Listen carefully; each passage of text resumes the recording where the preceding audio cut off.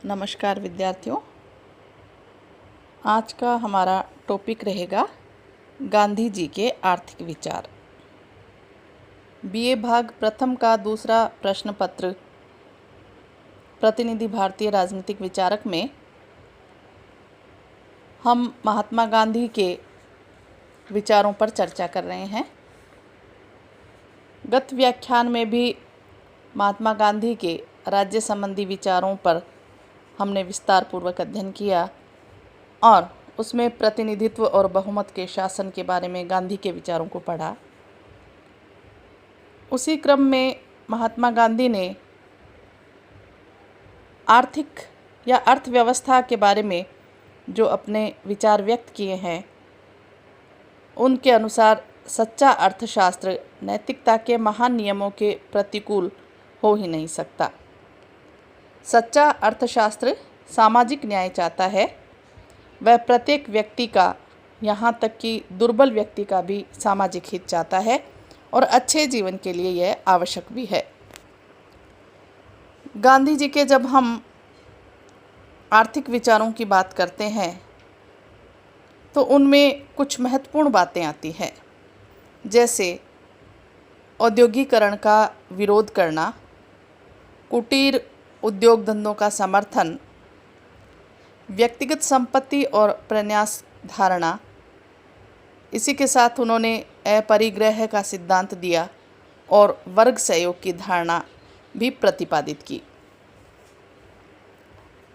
हालांकि गांधी जी एक महान आध्यात्मिक पुरुष थे, लेकिन फिर भी उन्होंने राजनीति के समान ही अर्थव्यवस्था के संबंध में भी अपने विचार विस्तार पूर्वक कहे, विस्तार पूर्वक लिखे।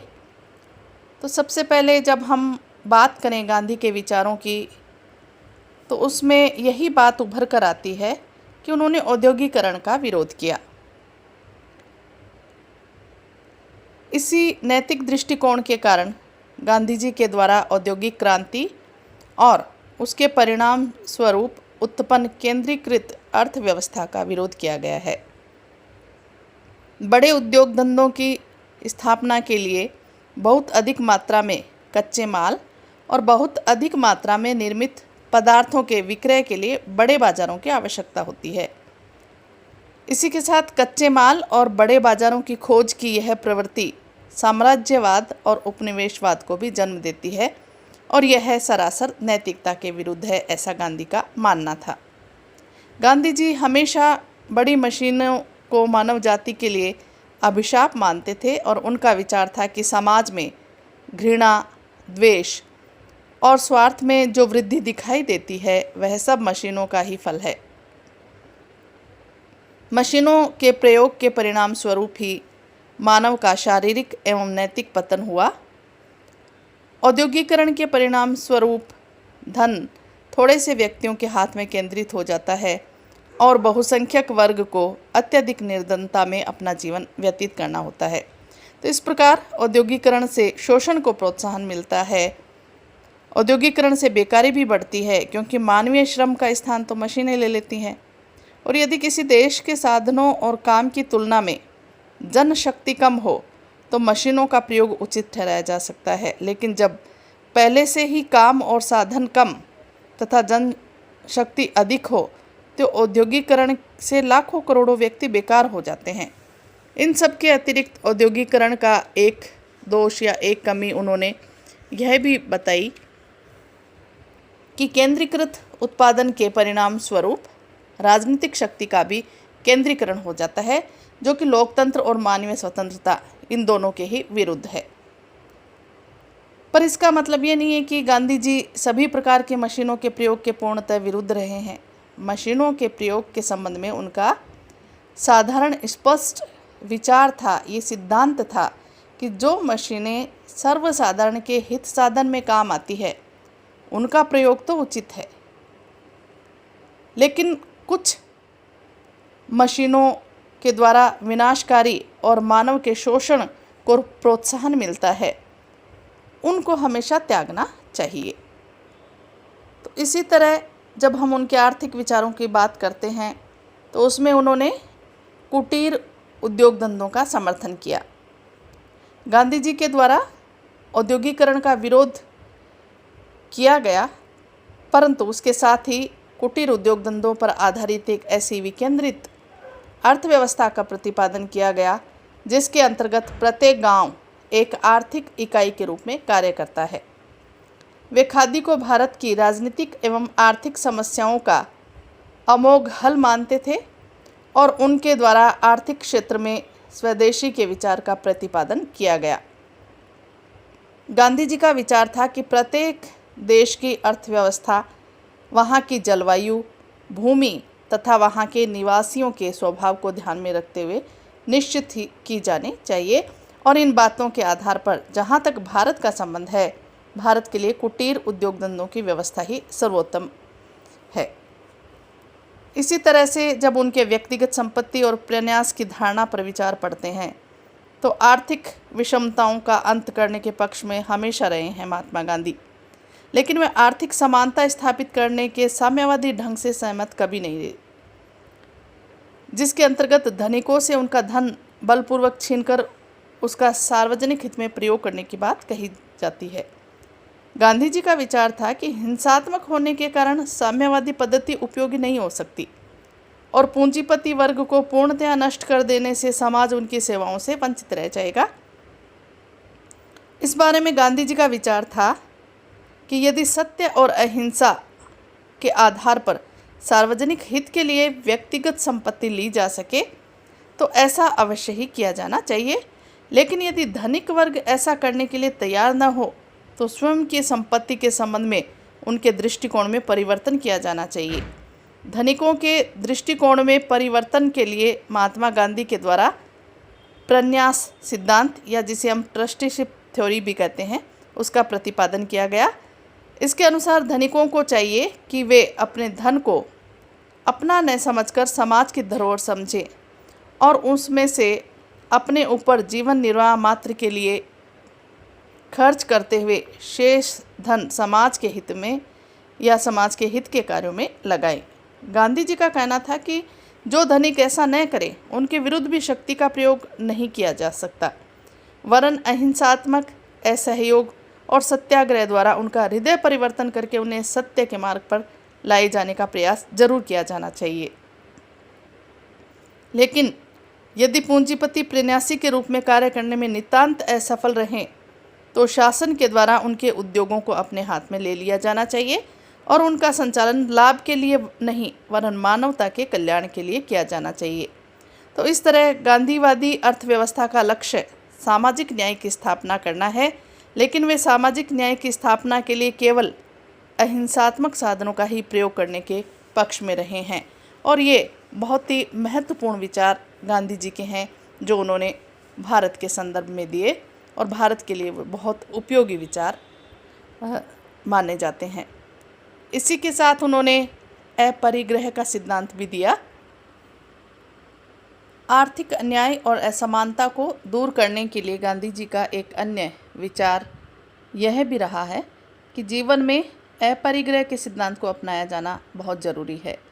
गांधी जी का मत था कि प्रकृति स्वयं उतना उत्पादन करती है जितना सृष्टि के लिए आवश्यक है, इसलिए वितरण का प्राकृतिक नियम यह है कि प्रत्येक केवल अपने आवश्यकता भर के लिए प्राप्त करे और अनावश्यक संग्रह न करे। महात्मा गांधी मानवीय इच्छाओं की अत्यधिक वृद्धि से भी चिंतित थे और सादगी तथा संतोषपूर्ण जीवन को ही आदर्श समझते थे। वर्ग सहयोग की धारणा की बात हम करें तो आर्थिक क्षेत्र में गांधी जी का एक अन्य विचार वर्ग सहयोग की धारणा भी महत्वपूर्ण माना जाता है। गांधीवादी या गांधीवाद साम्यवादी दर्शन की वर्ग संघर्ष की धारणा में विश्वास कभी नहीं करता। गांधी जी का विचार था कि श्रमिक और पूंजीपति के हित परस्पर विरोधी नहीं होते हैं, वरन एक ही होते हैं और उनके द्वारा सामूहिक प्रयत्नों के आधार पर उद्योग के विकास का प्रयत्न किया जाना चाहिए। इस प्रकार आर्थिक क्षेत्र में गांधीवाद वर्ग सहयोग की धारणा का प्रतिपादन करता है। गांधी जी का विचार था कि पूंजीपति वर्ग को समाप्त करने के बजाय उसकी शक्ति को सीमित करना ही उपयोगी होगा और यह कार्य श्रमिकों को उद्योगों के प्रबंध तथा व्यवस्था में भागीदार बनाकर ही किया जा सकता है। इसके अतिरिक्त गांधी जी का विचार था कि यदि श्रमिक धनिकों के संपर्क में रहेंगे तो वे उनकी बुद्धि और चातुर्य से लाभ उठाकर अपनी प्रगति कर सकेंगे। इस संबंध में वे एक सुंदर उपमा देते हुए भी कहते हैं कि नदी के किनारे रहने वाले व्यक्ति को उस व्यक्ति की अपेक्षा जो कि एक शुष्क रेगिस्तान में रहता है अन्न पैदा करने के अधिक अवसर प्राप्त होते हैं। तो इन तमाम विचारों के आधार पर हम कह सकते हैं कि गांधी जी का मत था कि मानव जीवन का मूल मंत्र सहयोग है, संघर्ष नहीं, और मजदूर वर्ग पूंजीपतियों से अलग रहने की अपेक्षा उनके संसर्ग से ही अधिक लाभ उठा सकता है। इस प्रकार चाहे कुटीर धंधों का समर्थन की बात हो या व्यक्तिगत संपत्ति और न्यास यानी ट्रस्टीशिप सिद्धांत के बारे में उनके विचार हों, अत्यंत महत्वपूर्ण विचार है। हालांकि इनके आर्थिक विचारों की कुछ आलोचनाएं भी हुई हैं। आलोचना में सर्वप्रथम हम देख सकते हैं कि गांधी जी के द्वारा जो औद्योगिकरण का विरोध है और कुटीर उद्योग धंधों का समर्थन किया गया है, आलोचक उसे युग के नितांत विपरीत, अव्यावहारिक और अनुचित बताते हैं। आलोचक ये कहते हैं कि वर्तमान समय में औद्योगिकरण या यंत्रीकरण को अस्वीकार करना रचनात्मकता के नियमों को ही अस्वीकार करना होगा। इसी तरह गांधी जी द्वारा जो आर्थिक समानता स्थापित करने के लिए संपत्ति के संबंध में जिस ट्रस्टीशिप सिद्धांत का प्रतिपादन किया है, आलोचक उसे नितांत अव्यावहारिक बताते हैं और उसकी आलोचना करते हैं। गांधी जी सोचते थे कि पूंजीपतियों के हृदय परिवर्तन से पूंजीवाद को समाप्त करने व आर्थिक समानता स्थापित करने का कार्य किया जा सकता है, लेकिन आलोचकों के अनुसार इस प्रकार का हृदय परिवर्तन कभी भी संभव नहीं हो सकता। और इसी के साथ आलोचक ये कहते हैं कि गांधी जी के जितने भी आर्थिक विचार हैं या आर्थिक विचारधारा है वो अव्यावहारिक है, लेकिन फिर भी आर्थिक क्षेत्र में उनके द्वारा आर्थिक विचारधारा को व्यावहारिक रूप में नहीं स्वीकार किया गया है। फिर भी गांधी जी की नैतिक ईमानदारी पर संदेह करना उनके साथ अन्याय करना है। गांधी जी को अहिंसात्मक साधनों के आधार पर मानव हृदय परिवर्तन की क्षमता में अद्भुत विश्वास था और अपने इसी आध्यात्मिक विश्वास के कारण दरिद्र नारायण के वे सच्चे साथी होने के नाते उन्होंने न्यास या प्रन्यास सिद्धांत का प्रतिपादन भी किया। तो महात्मा गांधी के जितने भी आर्थिक विचार हैं वो वास्तव में महत्वपूर्ण हैं। हालांकि कमियां हर एक सिद्धांत में होती है या आलोचक कुछ महत्वपूर्ण कमियां ढूंढते हुए उनकी आलोचना करते हैं, लेकिन फिर भी ये एक महत्वपूर्ण सिद्धांत है। और गांधी जी पर पूंजीवाद का समर्थन होने का आक्षेप इस कारण से और भी अधिक अनुचित हो जाता है कि गांधी जी ने प्रन्यास सिद्धांत की असफलता की स्थिति में संपत्ति के राष्ट्रीयकरण एवं श्रमिकों के द्वारा सामूहिक रूप से उद्योगों के प्रबंध का सुझाव दिया था। धन्यवाद।